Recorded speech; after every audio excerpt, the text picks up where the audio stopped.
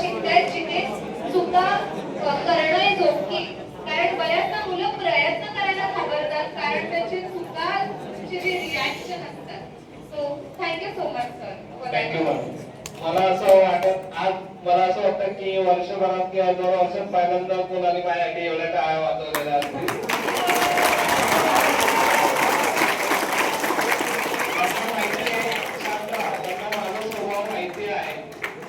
आणि मला आश्चर्य वाटलं की तुम्ही माझ्यासाठी टाळ्या वाजवल्या.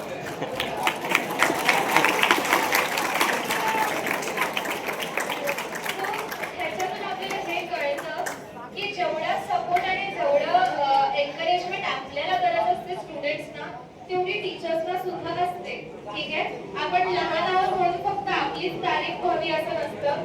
जसं आपण मोठे झालो आपल्याला सुद्धा गरज असते. So keep appreciating our teachers, कारण okay last benchers, okay back benchers. मी बऱ्याचदा जेव्हा जाते शाळेमध्ये, मी स्वतःहून सांगते की असं खूपदा होतं की टीचर्स मुलं बोलत देत नाही, ते एक डोक्यावरती मार पडतो नाही तर हातावरती मार पडतो आणि हे बोल रे असं होतं. ठीक आहे, पण मला हे खरंच आवडलं. सरांनी मला मगाशी पण सांगितलं, मॅम कदाचित मुलं इंग्लिशमध्ये एवढे कम्फर्टेबल नसतील, पण मला असं वाटतं तुम्ही सगळ्यांनी स्वतःहून इथे आलात. ठीक आहे, तुमच्यातून मगाशी कोणतरी एक होतं ज्याला सर पकडून आणलेलं, पण नंतर तो सुद्धा कम्फर्टेबली ते उभा होता. आणि दॅट सेज की तुम्ही सुद्धा बॅचमेट्स किती कम्फर्टेबली एकमेकांशी राहता. कारण मोर दॅन एनिथिंग आपण मानसिक आरोग्याचं जे काही बोलतोय, आपण आपल्या घरापेक्षा जास्त वेळ एकमेकांबरोबर असतो. तर आपण एकमेकांना कसं समजून घेतो, आपण एकमेकांना किती धीर देतो, ते खूप गरजेचं आहे. आणि आता जनरेशन्स आर चेंजिंग आणि तुम्ही सगळे जेनझी जनरेशनचे असाल. येस, तर जेनझीज जे आहेत त्यांना जास्त माहिती आहे इमोशनल हेल्थची. सो ओपन अप करा, एकमेकांशी बोला. बॉईज सुद्धा एकमेकांशी बोला. Okay, feel free to talk to each other. त्याचबरोबर this is a helpline number.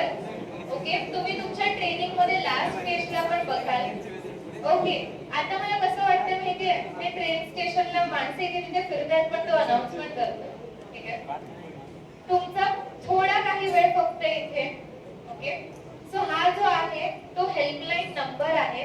Empower ज्या कंपनीमध्ये मी काम करते त्यांचा हा मेंटल हेल्थचा हेल्पलाईन नंबर आहे. म्हणजे फ्री ऑफ कॉस्ट हा टोल फ्री नंबर आहे.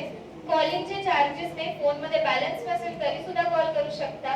आणि एका सायकॉलॉजिस्टशी बोलायचे सुद्धा काही चार्जेस नाही. फ्री मध्ये तुम्ही काउन्सिलिंग घेऊ शकता.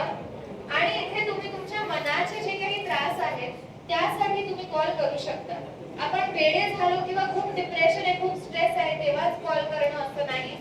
ज्या दिवशी रात्रीची झोप लागत नाही, असं वाटतं आज मला खूप बेचैन वाटतंय, झोप नाही लागत आहे, मला कसली तरी भीती वाटते, तेव्हा फोन करू शकता.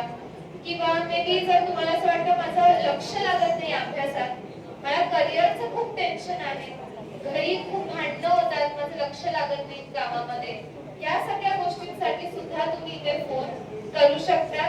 24 तास हा नंबर अवेलेबल असतो, कधीही दिवसामध्ये फोन तुम्ही करू शकता. की तुम्ही तो मुन्ना भाई MBBS मूवी बघितलाय, त्याच्यात एक डायलॉग आठवतो का, त्याचा ब्रेकअप झाल्यावर तो काय म्हणतो, उस रात अपन 2 बजे तक पिया. ठीक आहे, पण जर त्याच्याकडे हा नंबर असता, त्याला प्यायची गरज नसती, त्याने 2 वाजता सुद्धा एका काउन्सिलरला कॉल करू शकला असता.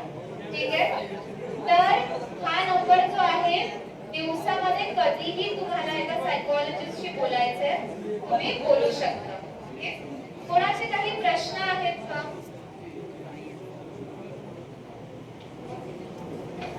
कोणाचे प्रश्न असतील या सेशन संदर्भात किंवा प्रश्न मनामध्ये निर्माण झाले असतील तर हात वरती करा आणि बिनधास्त विचारा. प्रश्न कोणीही विचारू शकतो.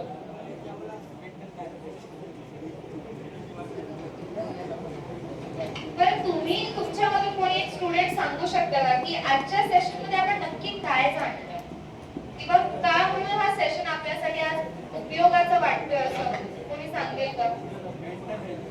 मेंटल हेल्थ, पण हो मेंटल हेल्थ साठी कसं, कशा प्रकारे हा आज उपयोगी ठरला आपल्याला? हे बघा, आजच्या सेशनचं थोडक्यात तुम्हाला सारांश सांगायचं की तुम्हाला काय याच्यातून काय शिकायला मिळालं. याच्यात एक दोन ओळी येऊन तिथं बोललं तरी चालेल, फार काही जास्त बोललं पाहिजे असं काही नाही. तुम्हाला जे वाटतं मराठीमधनं बोला, लक्षात घ्या. असं काय नाही की इथे इंग्लिश मध्ये दिले तुम्ही इंग्लिश मध्ये मत मांडलं पाहिजे. कुणालाही आजच्या सेशन बद्दल तुम्हाला काय वाटतं त्याच्या संदर्भात फक्त इथे येऊन फीडबॅक द्या, बाकी काय नाही. आणि तोपर्यंत तुम्ही हा QR कोड स्कॅन करून सुद्धा फीडबॅक देऊ शकता. हा QR कोड तुम्हाला एक सगळ्यांना रिक्वेस्ट करेन, प्लीज फिल करा. हा फीडबॅक फॉर्म भरताना लक्षात ठेवा, आपण बॅच 2 म्हणून हा फॉर्म भरतो आहे. ठीक आहे, बॅच 2. हा फीडबॅक फ्रॉम 1 to 5 चे रेटिंग आहे. 1 म्हणजे मी बिलकुल नाही मानत आपण आज जे काही बोललो. 5 म्हणजे मी पूर्णपणे सहमत आहे आज जे काही आपण डिस्कस केलं. सह्या कोणाच्या राहिल्यात का? सही नाही, सॉरी ना. अटेंडन्स झाले का सगळ्यांचं? अटेंडन्स कोणी कोणी नाही लिहिले? नाव कोणी नाव लिहिणं गरजेचं